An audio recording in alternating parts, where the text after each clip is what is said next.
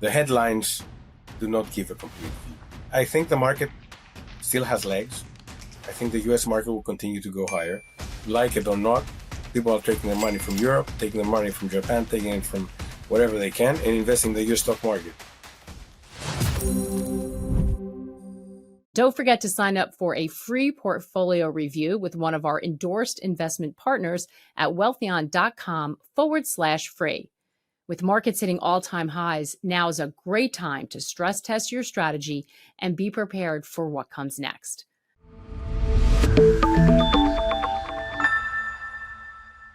Hello and welcome to Wealthion. I'm Maggie Lake, and joining me to discuss the outlook for the global economy is Michael Nicoletos, the founder and CEO of DeFi Advisors. Hi, Michael. It's such a pleasure to have you with us.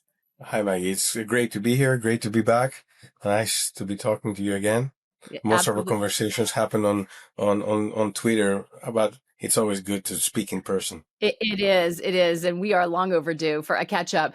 And we're meeting up at a very interesting time. We're seeing a lot of volatility in markets, so I think maybe it's good to start with sort of the big picture. And what kind of macro framework are you working off of right now? What do you think is happening in the global economy? Well, first, let me say that it's interesting because depending on what news sources you read, the reality varies. So we live in a polarized world for the reasons we all know. And depending on which side the writer is, you tend to see a polarized view of what's happening. Either you're having a booming economy, or you're having a collapsing economy, or you have too much debt, or the dollar is not sustainable, or China is not sustainable. So it needs to be you need to dig a bit deeper to understand what's happening. So the headlines do not give a complete view. That's my understanding. And the thing that I try to do is, even if I disagree, to try and write the other side and understand where they're coming from in order to have a complete view. I could be wrong, but at least that's how I frame my thinking. Now, where are we now? I think the US economy is doing fairly well. It has its issues. It's not collapsing. It's not having a runaway inflation that everyone expected. You have inflation, but it's not a disaster. And I would argue that the Fed likes to have a bit of inflation more than what it wants to admit. It's a nice way to inflate the debt. So politically, it's not something you can say, but I'm pretty sure that a little bit more inflation than they would like to acknowledge, they're okay with. So that's a bit my understanding. Now, the economy is still growing. The US economy is still growing. Europe has structural issues. And if we can put the third leg, which is Asia and mostly China, China is facing its own issues internally, which have a cascading event when it comes to trade agreements, when it comes to deflationary pressures being exported out of China. So I think it's a tug of war when it comes to inflation, as I mentioned before, because China has deflation, the West has inflation, but things are not dramatic. Okay, so when the tariffs were announced initially, all the news wires and all the analysts were talking about much higher inflation than we're seeing today. So yes, it's higher than it was, but it's not in an area where you're saying things are horribly bad. Now, we have a Fed that's cutting rates. So it's a bit counterintuitive when you say there's inflation. Why is the Fed cutting rates? But the Fed has a dual mandate, as most know, which means that it needs to look at full employment and price stability. So the European Union has only price stability; it doesn't have full employment. So it has one mandate, the ECB. So when the Fed, its two mandates are diverging, historically the Fed has cut rates. So this is something to look at. And because unemployment seems to be increasing, I think the Fed will continue to cut rates, maybe not at the speed the market would like, but I think you'll be going into lower rates. If energy prices remain low, or if they go lower, it would help, I think, the Fed to do so. And I think, and my understanding is, the discussions that President Trump with Saudi Arabia, he traveled there a month ago and now he was in the US. I think there are discussions about where energy prices should be. And there's also another discussion about investments in the US. And I'm mentioning the second part because there's been a huge discussion. How is this AI boom going to be funded? Because we hear billions and billions going around and we don't know where they're going to come from. So I guess part of it might come from Saudi Arabia. That's my assumption, and that's how it feels to me at least. And if we go back to the 80s, when the US did the agreement with the US to buy oil, but the Saudis to buy US Treasuries, and that was the beginning of creating the US dollar global reserve, I think we're seeing something similar now, where Saudi Arabia will try and keep energy prices at a level which is not painful, and it's, I would say, helpful as well for the US. And in the meantime, it has agreed to invest in the US, and the US to allow it to invest in strategic areas where it might not allow other countries to do so. So lots of threads in there, which I'll come back to. But on the Saudi Arabia, if they don't have the oil revenue, do they have enough revenue if oil prices are low to make those kinds of investments? The break even for Saudi Arabia is a very low price. It's lower than anyone else. And you don't buy that they don't have as much oil as they claim to have. Like, there's a lot of conspiracies around, like, what is the balance sheet that's there? already been proven. So it doesn't feel like there's not enough oil. So the question is, I don't think the oil price is going to go to $20, but I think it's going to stay around the areas where it's now, maybe a bit lower, and that will be very helpful because. Remember, there were times where we're talking about $200 barrels 15 years ago. Yeah. Remember the stories where the oil would go to 200 and. Well, there are a lot of them out there now because there's a very, so you seem to be sort of poking holes in a couple different narratives that are very prominent right now. And so one of them is that there is an AI bubble. And that is about to burst. You sound like you don't think that is true. Well, no. Let me say something. What does an AI bubble mean? What I'm asking is AI listed? Is it going to be? Are we seeing all the big names listed on the stock exchange where the prices are overpriced and going to burst? Most of AI is private. Most of AI that we're talking is private. So these are private investments. What does it mean for a private investment to burst? If the funding keeps coming, maybe the valuation is different. I'm not going to argue what the valuation should be, but unless there is a capital round or a capital raise or an exit, the valuation is a theoretical exercise. The only place where you see a valuation and you can call it a bubble is if there is a transaction or if there's a problem. So if we get a funding problem, maybe we'll see something there. If we see someone wanting to exit and can't exit, but what does a bubble mean on a private market? So my question is here, this is a strategic investment for the US, okay? So I believe that the US government has made it a priority in order to dominate in this sector.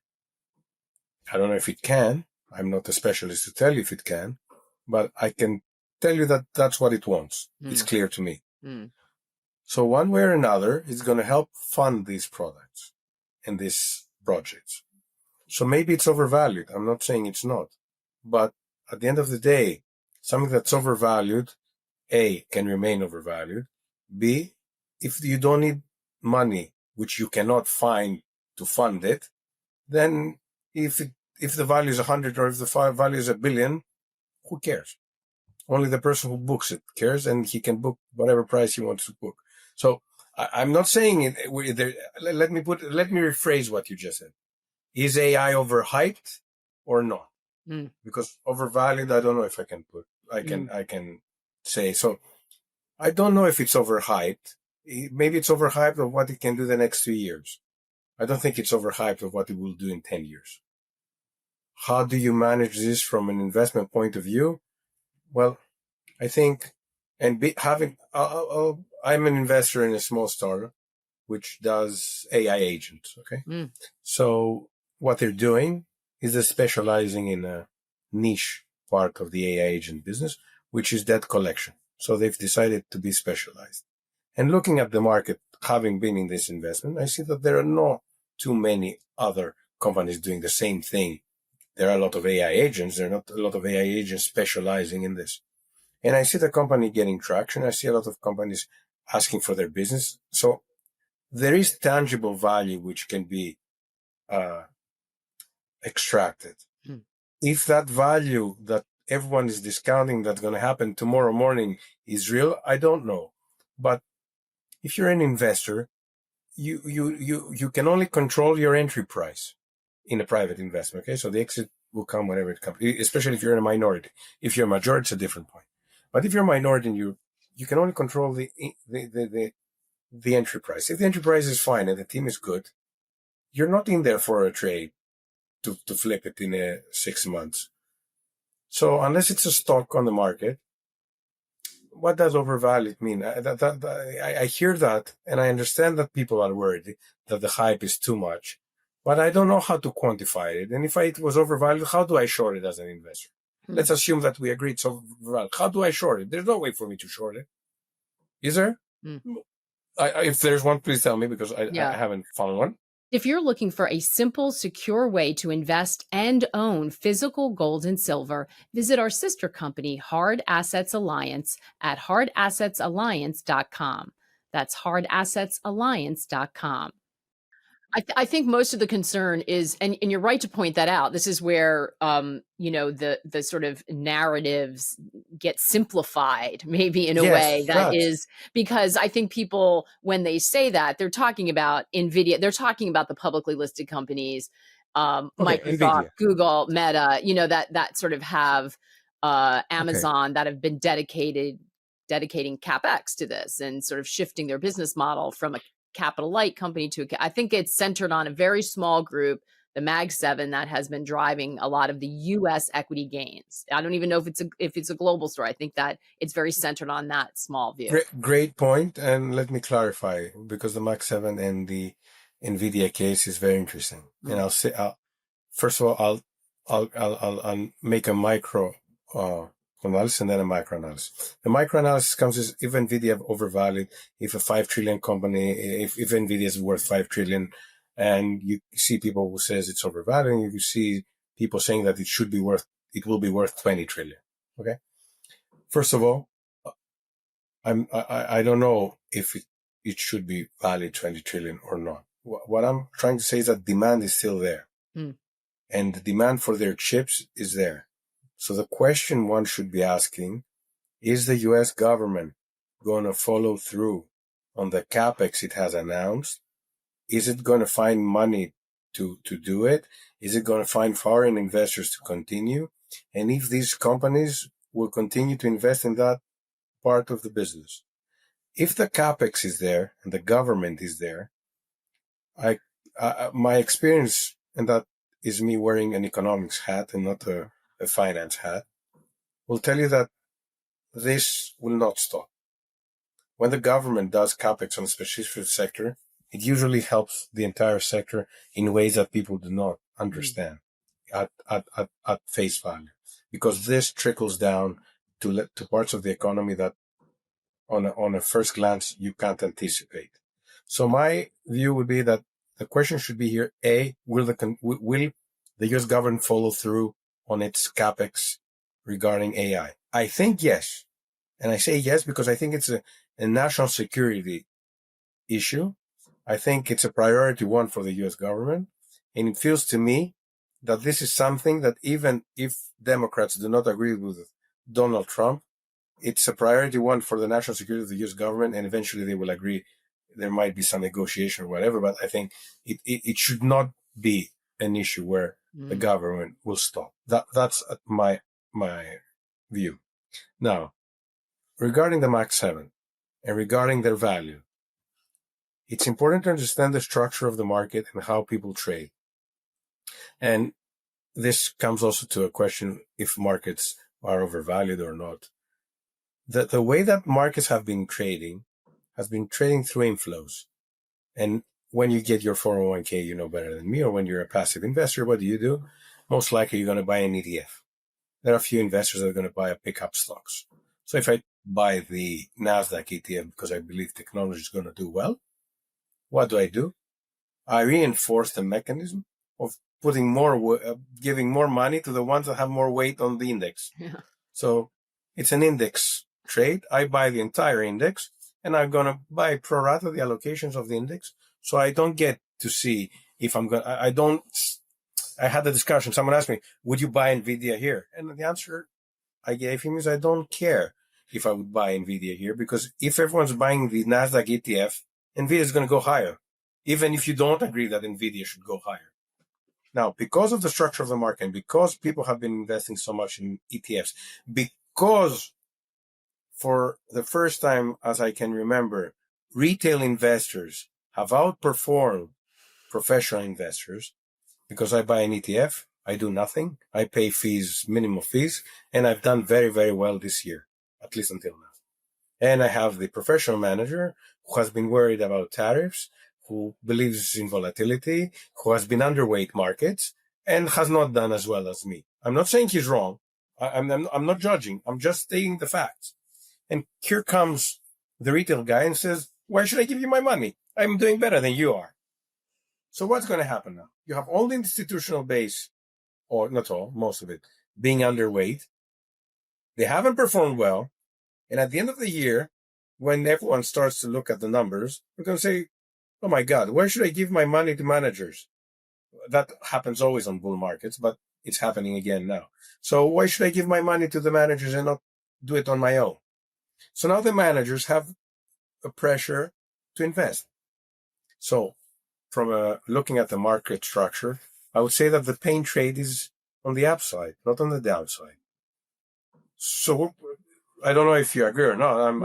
No, one thing I think is really important, and I'm so glad we're having this conversation, is to just if you switch your framing and you switch the questions you're asking, how things can look very different. And I think it's really important, because that busting AI bubble has been a source of real fear and worry for people, because they're just sort of, again, it's kind of being narrowed down. But your point about investment, but we know the passive flows, we know the effect of that, and you can argue that it might turn one time, as folks like Mike Green do. But it will eventually turn, right? But for the moment, if it's in effect, then that's super important. And then the role of governments now getting involved in markets in a way we haven't seen in decades, super interesting, right? And if you look through that lens, again, like very interesting.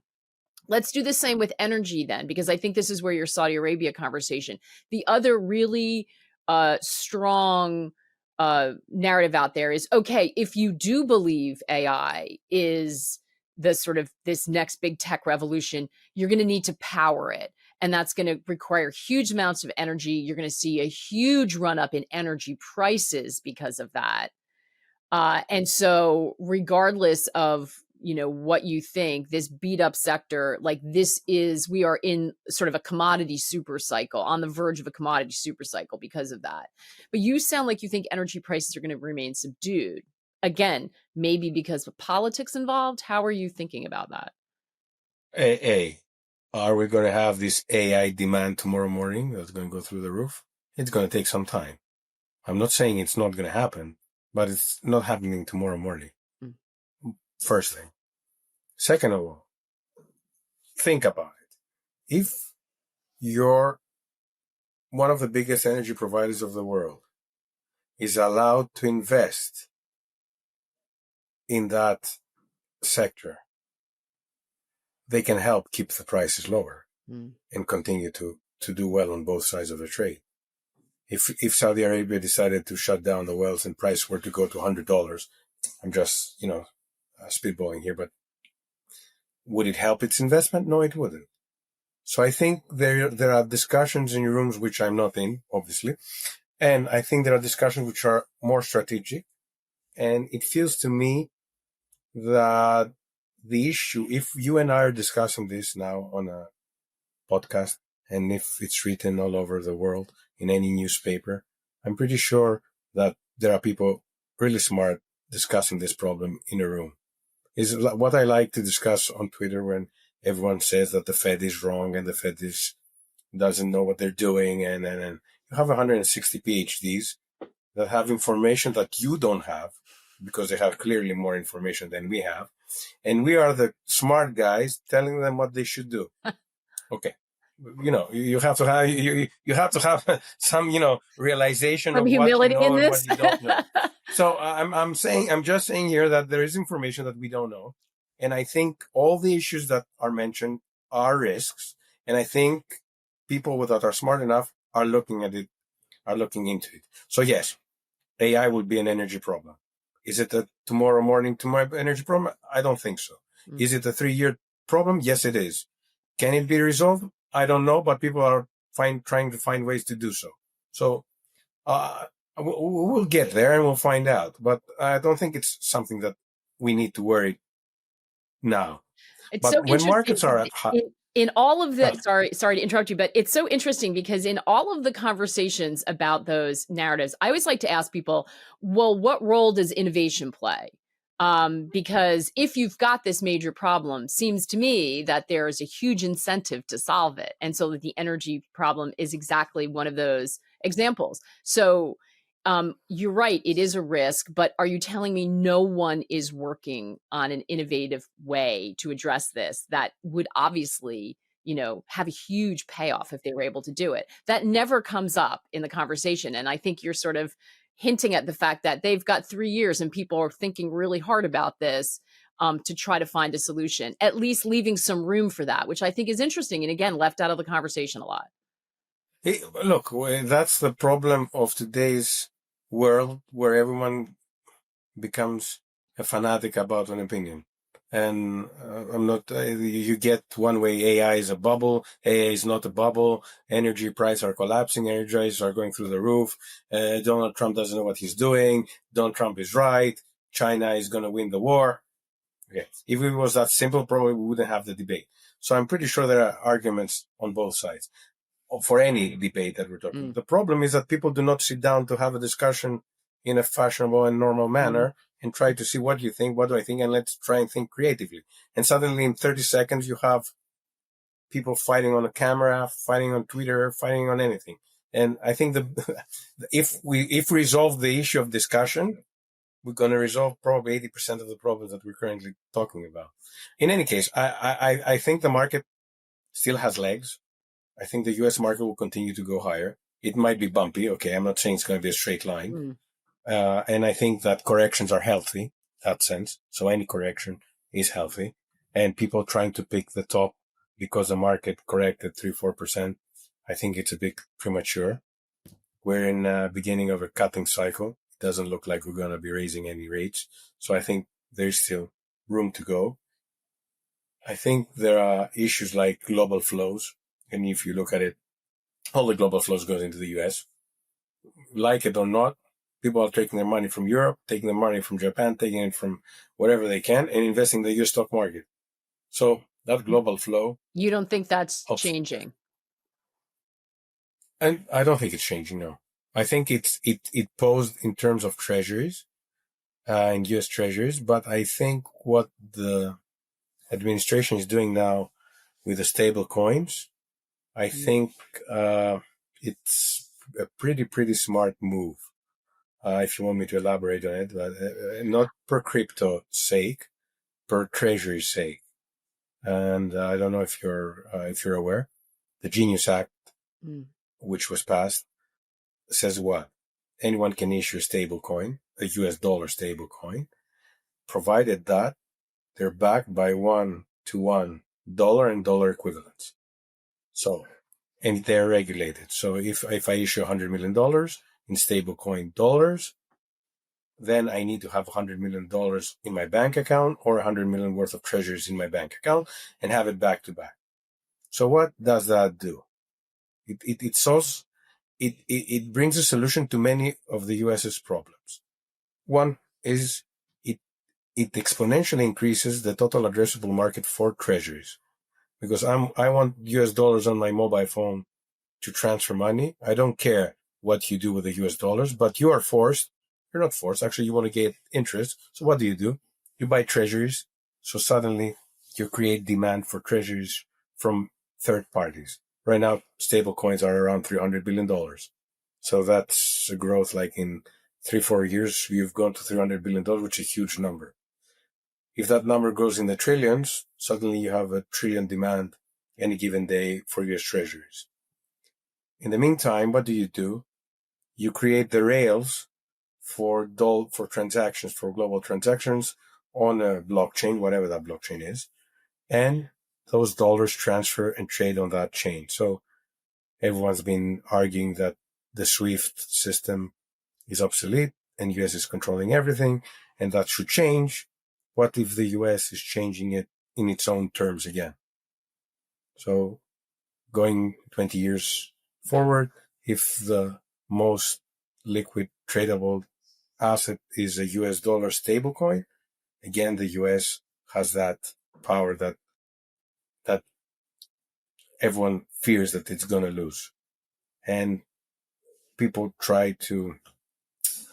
they see at the dollar, they confuse where the dollar is trading with the dominance of the dollar in terms of usage.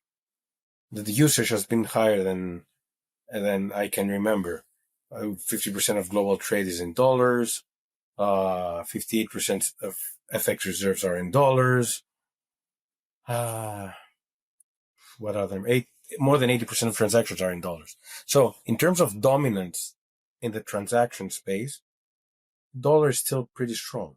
Maybe so the that dollar should that price be the more accurate measure? We shouldn't look at like the cross if you type in where it's trading on any given day versus the euro. That's the value of the dollar where it trades. So people confuse the price of the dollar versus the euro, the DXY, the yen, the British pound, whatever number, whatever currency you want to do it with. If the dollar remains dominant, the dollar remains dominant. And the reason that the dollar remains dominant, it's not because everyone wants dollars per se. It's because when you hold dollars as a reserve, you don't keep the dollars in your account as dollars. You invest it either in treasuries or in stocks or anything. So the US capital markets are the most liquid, transparent market in the world. If that wasn't the case, everyone would be holding renminbi right now and renminbi bonds. Why doesn't anyone have? Is anyone holding FX reserves on China, which is the second biggest economy in the world? It's disproportionate the amount of dollars you have versus China. If we took it in a GDP, if we were to combine, if I were to weight it in GDP terms, and that's a simplified way to do it, but let's say for the sake of discussion, you wouldn't be having 88% of one and 3% of the other. Why? Because if you accumulate Chinese currency, what are you going to do with it? Buy Chinese bonds. Okay. And when you want to sell them and you want to repatriate your Chinese yuan to dollars, will they allow you? No, they won't. They have capital controls with $50,000 per year quota. So the US dollar is a derivative of the capital markets that it's covering. And it sounds like you reject the idea that that's changing, because I think what people would say, or what they have been saying, is that is a vestige of the old system, and now everyone's woken up to the fact that that sort of power of the US, and that is going to change, and people will try to diversify. But you seem skeptical. It will change. Eventually, it will change. Nothing stays as is. My answer to this, if it's going to change the next 10 years, I find it highly unlikely in the next 10 years for that to change in a way which is material, not to change by 3% and say that this is the end. Because Since 2017, I've been hearing that Iran and China will be trading oil in renminbi. The volume has marginally gone up. Why? Because no one wants to hold renminbi. It's as simple as that. Then, and so explain this. I think this stable coin point, and I think some of us are aware of that. Do you see this happening? I know that the political winds have changed in DC, but do you actually see this taking place over the next couple of years, where we will see people around the world adopting stable coins? Like, is the infrastructure there for that will create that demand for treasuries, or is that still need to be built? Because I know you are in this space. It's already built. It's already built. If it can hold the volume that we're talking now, I'm not sure it can right now, but I'm sure it's being developed. If you can hold $300 billion right now, I'm pretty sure you can, in 2 years, you'll be holding 2 trillion or 3 trillion. We're already there. So the layer one biggest part has been constructed. Now, that's layer one of the blockchain when you're talking about that. Layer one of the blockchain, the infrastructure, when you're building a building, you put the how do you call them in the ground, where the whole building is being held. So the basic infrastructure is there. Obviously, it's going to need to be scaled, and things are being built right now. I'll give you an example, because most who haven't lived outside America or hasn't been in a country which is not developed do not know that. I'll take you extreme points to make my point. Let's assume that I'm in Nigeria, I'm in Kenya, I'm in Indonesia, I don't know, and I want to transfer money to my cousin in Argentina. And I want to transfer dollars, not even do FX. I have dollars and I want to transfer. It's going to take at least a week. It's going to take a few correspondence bank, which a bank will need to have in a correspondence bank, and the correspondence bank will have to talk to another correspondence bank, and the correspondence bank will need to talk to the bank of my cousin in order to do that transfer, and that's fees. It will take a week. Time, for sure. Time. It will take money, and it could happen, and it's also, for the example I gave, it might not be able to happen depending on the bank. Now, I have a mobile phone, you have a mobile phone, you're in Argentina, I'm in Greece, but I could be in Indonesia, and you ask for $100,000 and I have them in stablecoins. You'll have them on your phone in less than a minute. It's a game changer. The infrastructure that's being built is a multiplier on liquidity, a multiplier on M2. It's a multiplier on economic growth. And it's dollar-based, which I think is important. And it's dollar-based. So I think you made an interesting point, and something I read, that when people are talking about U.S. debt, you think they're looking at the wrong things, right? You think they're sort of coming up with numbers. I was thinking, and I put an idea out there, and maybe my metric is wrong, but I'll tell you the thinking behind it. So you'll read that U.S. debt is 37 trillion, correct? Something like that. Yeah, something like that. And it's unsustainable, and the U.S. can't fund itself, and all the things that we read on headlines. First of all, very important, 50% of all debt issued outside the U.S. by non-U.S. participants, that being a European company, another government, right, is in dollars. Why do they do that? Why do they issue debt in dollars when they're in Turkey? They issue in dollars in Turkey because everyone will buy dollars. It has a lower interest rate, and they feel that they do not have the currency risk. Why don't they issue in Turkish lira? Now, what's the problem here, and what's the benefit, and what's the problem? Since the world is so financialized and integrated, these dollars, if the Turkish company cannot repay the dollar bond that it issued, it needs to go in the market and find dollars to buy to repay. It's not holding dollars. So when there's a dollar crisis, all these companies are in search of dollars. So the demand for dollars outside the US goes through the roof. That's how the system is constructed. I'm not arguing if it's right or wrong, but that's how the system is constructed. So now you have a US economy whose GDP is 30 trillion. And 88% of the global transactions are in dollars. 50% of the invoices are in dollars. So my question is, when you're talking about debt to GDP, why are you using US GDP? Well, the dollar is bigger than the US. The dollar is everywhere. So why is your denominator US GDP? My argument is that it should be something bigger than the US GDP. I don't know what the right metric is, and we could sit with 10 economists and 10 statisticians and find the perfect formula. But the doing a back of an envelope exercise saying that what's global GDP? 114 trillion. Okay. How much of these invoices are in dollars? In terms, 54%. So let's assume that 61%, 61 trillion, 63 trillion, something like 60 trillion are in dollars. Why not divide it by 60 trillion? I'm dividing it by 30. If I divide it by 60 trillion, are the metrics we just discussed so horrible? Suddenly they're not. Again, this is a back of an envelope exercise, which I'm trying to put an idea on the table, saying that if the dollar is the currency of the world, then maybe when we compare its metrics, it shouldn't be confined only to dollar GDP. I'm not saying I'm right, I'm wrong. I'm just saying an idea, and I think it should be thought. And I think given that everyone wants dollars, given that everyone feels comfortable with dollars, and given that if you were to shut down dollar liquidity in the world would collapse. If tomorrow morning there was no dollar liquidity, the world would collapse. Economically, you would have a financial crisis like never seen before. And probably those outside the US will have a bigger crisis than the actual United States. So I think this is a super interesting.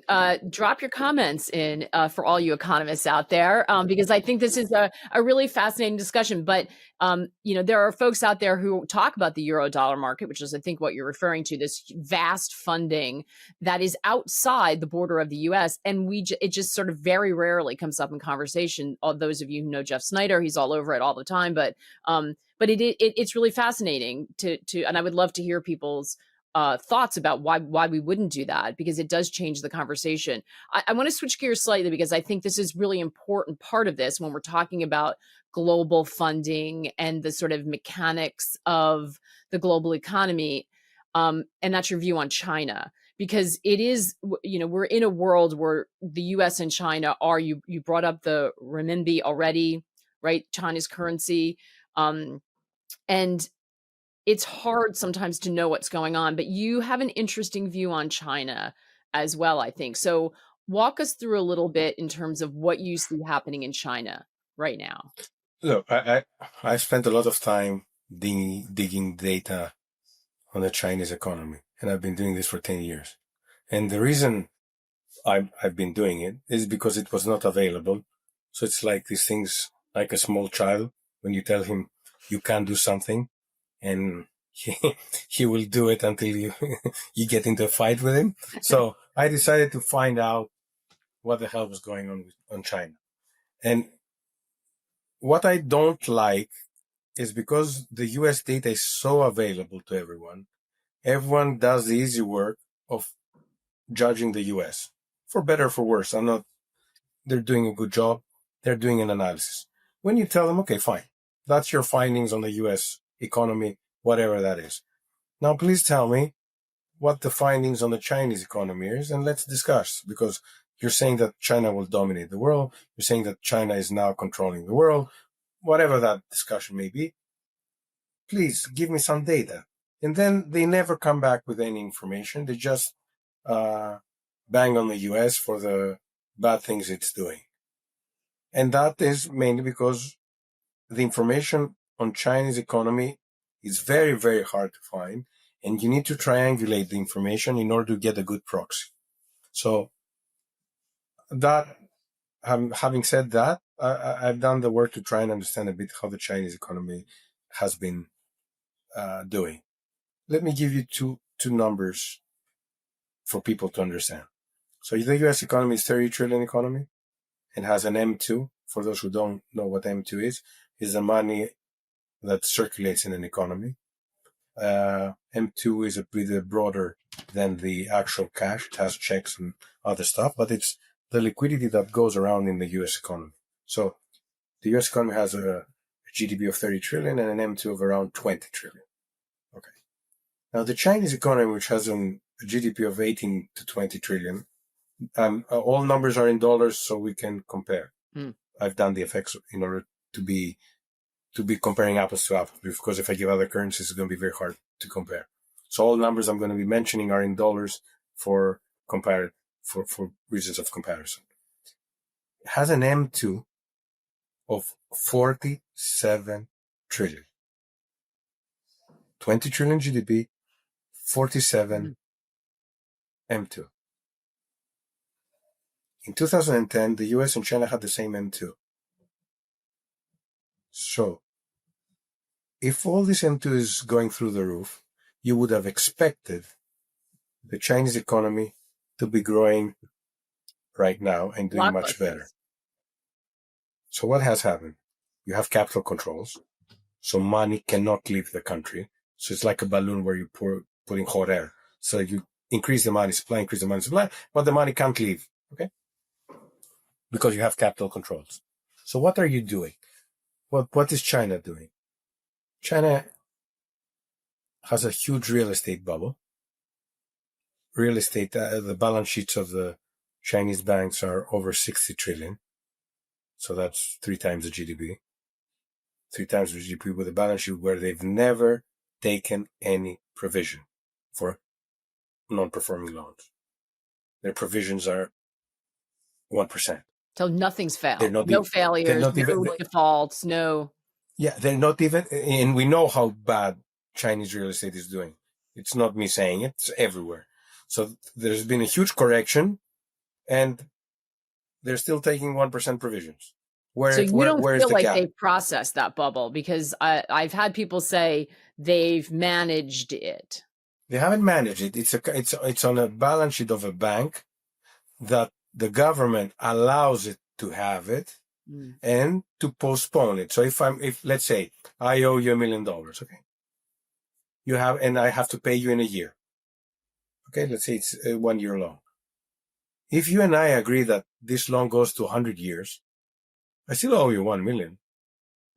Obviously, the net present value is different, but when the government allows you to hold it at face value, I still owe you 1 million, but I'll pay it in 100 years. Is the value on your balance sheet accurate now of you reporting that you have a 1 million loan? It's not a 1 million loan, it's a $500,000, $300,000 loan if you put the net present value. So because the Chinese government allows it, there's a huge gap. So now, let's put the back of the envelope exercise again. A 60 trillion asset balance sheet, 60 trillion balance sheet. You have assets haven't fallen 10%, 12%, 20%. I'd say 10%. That's 6 trillion. That's a 6 trillion hole in the banking system on an 18 trillion economy. So it's like 30% of GDP. And what I'm telling you here is a conservative number. If we go to 20%, that's 12 trillion. The only reason that you don't see a crisis is because they extend and pretend. If you look at GDP numbers in China, you'll see that they have deflation. It's obvious they have deflation. I have like 1-2% deflation. So if they have deflation, what are they trying to do? They're trying to export and get the revenues in the dollars they're missing from abroad. And Trump comes up because Scott Bessent, obviously as a hedge fund manager and a macro trader, is probably aware of all the discussion we're having here. And I'm pretty sure he has 5 analysts digging any number that exists in the world. And being the Fed and the Treasury, they have more data than I have. So I'm pretty sure that they're doing a better job than I do. They say, okay, you want to negotiate? I'm going to put tariffs. So what are they doing effectively? They're trying to implode China from within. And because the number one priority of the Chinese government is to remain in power, it's putting pressure on the Chinese government to sit on the table of negotiations and negotiate whatever the US government wants to negotiate. So They don't tariffs seem might like sound, they don't seem like they have been terribly well, they're putting on a good poker face because they stopped importing soybeans. Like they banned critical minerals. They're pulling the levers they have as well. yes, they are. Of course, they're not going to sit and wait. But but But it let's sounds like that step back. they have a weak No, no, hand, is no. what you're saying. No? I'm saying the following: if we read the headlines of any newspaper in the world, we think that the Donald Trump administration regarding tariffs is doing the stupidest thing in the world. If you look at it from a pure economic perspective and the economics that we've studied in universities, from that point, yes, it doesn't make sense. If now your point is a strategic argument, whereas you have to negotiate with China on 1,000 things, when you have to make sure that the US supremacy remains in power for the foreseeable future, then it's another discussion. So people go and see the headline which says tariffs will create inflation, tariffs are not productive, tariffs will destroy the economy. If we take a textbook of economics, it's what it says. If you go a bit broader and see, okay, do I care as a US person for the US to remain the global reserve currency, to remain the dominant power, and then maybe it's a small price to pay. It's not easy for me to quantify if the pros and cons, but it feels to me that that's the tug of war that the government is facing internally in terms of doing what it's doing. So I think China is on wooden legs, on sudden legs. I don't know how you call it in English, but Shaky it's not legs. on solid. All of the above. All of the above. It's not on a solid footing. And I think the US government knows that, and it tries to pressure. Now, the latest pressure, which is interesting here, and I'm talking as a macro investor, is that the Japanese government has allowed the long end of the curve to go up. Now, everyone runs to say, oh my God, the Japanese economy is going to implode, the debt is unsustainable, everyone's selling the long end of the curve, Japan, whatever. I'll ask a different question. What if Japan, which has been a long ally of the US government and doesn't see eye to eye with the Chinese government, is doing so in order to allow the yen to devalue. Devaluing the yen puts enormous pressure on the Chinese economy because suddenly you have an equal or better product selling at a cheaper price. So suddenly you have a second problem for the Chinese economy. So there are direct and indirect ways where the US government can pressure China, where people do not. Well, you need to have spent a lot of hours on this to be able to see them. But I don't think it's done because market forces have allowed the bond market to fall. It's done meticulously and it's done on purpose, and the goal is for the yen to go lower. That's my view on that. So that's a very, very interesting concept. And by the way, we know the Japanese are, have more experience intervening in markets than anyone. They've so actively done it for so long that it would be incredible. They've written the textbook. They wrote the textbook on it, right? So that's a very interesting point. It sounds like is there a path out for China without a banking crisis? Is there a path for them to, because we're all struggling under this debt. So you've laid out why you think the US, if you look at it at a different lens, maybe the US debt situation isn't quite as dire in the near term if you look at it against the broad use of dollars. And it sounds like you think the China situation is worse than most people assume, that they have not dealt with their real estate bubble bursting.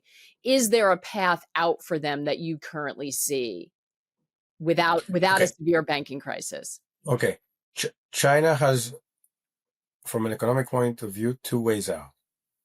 And if you compare it to Japan in the 90s, it can either do what Japan. So, what has China done?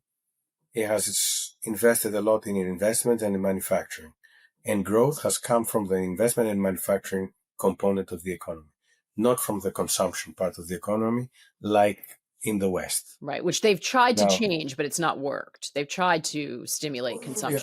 Yeah. In the West made another mistake. Although it was dependent on consumption, it allowed production to go away. So now Trump administration is trying to bring production back into the economy in order to make it more resilient. In the Chinese government, they've invested a lot in manufacturing and in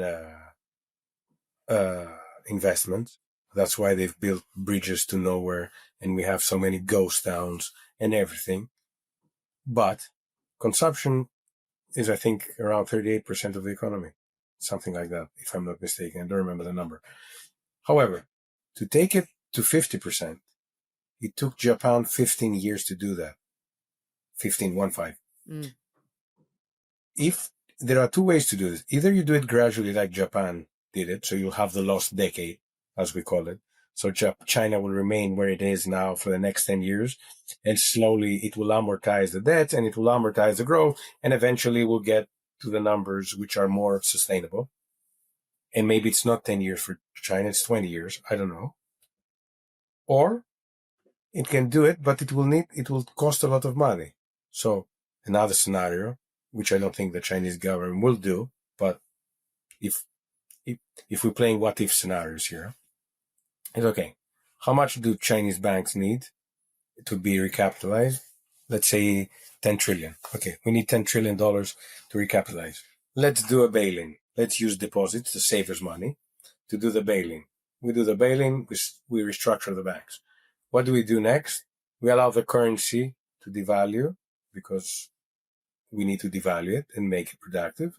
And then what do we do to stabilize the situation? Maybe we peg it to gold, or we put gold equivalents. So suddenly you stabilize the economy and you take it from a new footing. But this is not an exercise easy if you're the government of China, because you're going to create a huge unrest. And to increase consumption, you have to reduce savings. So it's not an easy exercise. It feels to me that we're more close to going to a Japanese model. Will take 10 to 15 years. And depending on the relationship with the US will allow it and will help in various moments to accommodate for things to be smooth. And I think that's what probably Trump is telling them, that he's going to be supportive provided that they do whatever he wants. And that was my question, because a destabilized China isn't in anyone's interest, is it? Look, I think it's in no one's interest, no. But if I were to do a hypothesis, do you think the US government would mind if the entire world were to go back 10 years and the US economy were to go back 3 years in terms of productivity and everything? It will remain number one for the next 20 years. So I don't think that's what the US government wants, but in the worst case scenario and the most adverse scenario where there is a liquidity issue and China deflates and everyone needs dollars, who's the savior of last minute? Who's the only one who can give swap lines to the other central banks to create dollars? The Fed. Who doesn't have a swap line? China. China does not have a swap line with the US Fed. So the Fed does not give liquidity to the PBOC. This is a fantastic exercise, Michael, in trying to expand the way we think about this, or just, as we said in the beginning, just shift the lens. Let's finish up with what you think this means for gold, because I think that, this has been plugged into the whole move away from the US. We're in an era of rapidly rising gold prices. We've moved to a hard asset as we reset the global economy. Look, gold. Central banks have been buyers, so you have a big bid for the past few years, which obviously helps. And then you have everyone buying, and then you have the Chinese people who cannot save their money from the banking system who buy gold at a premium. because gold in China trades at the premium to the US, and people feel that this is something negative for the US. I don't think it's a negative for the US. It's if I have my money in China, I can't take it abroad. I want to save my money. What's my safest thing? I can buy gold. Great. Let me buy gold. I prefer buying gold at a premium and knowing that I have something in my hands than having it in the banking system, which I feel is unstable. So that has created huge demand. I think gold will continue to do well. I don't think it's going to do as well as it did in the past year, in the sense that it's taking a step and then it's going to do well. If you look at gold, it rarely takes a high for a few years doing a rally. And I think given that the US economy is still okay, people will have an incentive to go to equities and crypto and stuff more risky. So I think it will do well, but I think it will pause here for some time, in my view. If you were to ask me to buy gold and wait for 5 years, I'd say, of course, no brainer. I would be holding gold, and I hold gold. So I have a percentage of gold for many years. I don't trade it. It's like a constant throughout time. I think everyone's rethinking that role in their portfolios because a lot of people had no exposure for years because of gold. So maybe we're in a it could take gold to price in where we are today. Yeah. Okay. And people are going to say you're 55 minutes in and you haven't asked about the crypto market, given what's happened. But I think it's super important to lay out this framework that you're talking about and the lens you're looking at things through. So not in terms of price action, but just in terms of sort of growth and development in crypto. What is your sense of what's happening? Is just this a natural part of the cycle? Do you still see, I mean, we talked about stablecoins, but do you still see positive growth, or is this price volatility still something that's a negative for that market? Okay. For anyone having spent some time in crypto, they will know that this kind of volatility happens now and then. It's not the first time. We've seen it a few times. It's never pretty, and it always creates jitters, and it always brings back the people who say this is a bubble, this is a Ponzi scheme, there's no value to it. I just saw something on LinkedIn where someone said there's absolutely no utility or value to Bitcoin. It only exists because people... Okay, one thing. Okay, stablecoins, for example, have proven that there is a value which is very tangible. So I think that's very, very important. And it's a huge market. It's not something small. So at face value, stablecoins prove by themselves that the blockchain and money transactions on the blockchain and via a token have benefits. We can have a whole call for that, but I'm not going to expand, but just to make it. Now, Bitcoin is something, the only common thing that it has with the rest of the crypto space is that it's on a blockchain. But because it's technology and because everything that has to do with Bitcoin is different, it's only 21 million.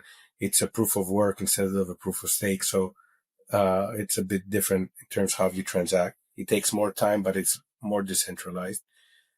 It's always been compared to gold. So if you ask a 25-year, and I think I'm probably sure you had guests mentioning the fourth turning and what it means. But the fourth turning does not apply only in politics. It applies also in investments. You have a new generation. If you talk to them about gold, they will look at you like you're a UFO. What you're talking to me. Anyone below 35 years old and you tell them about gold, they'll think you're speaking another language.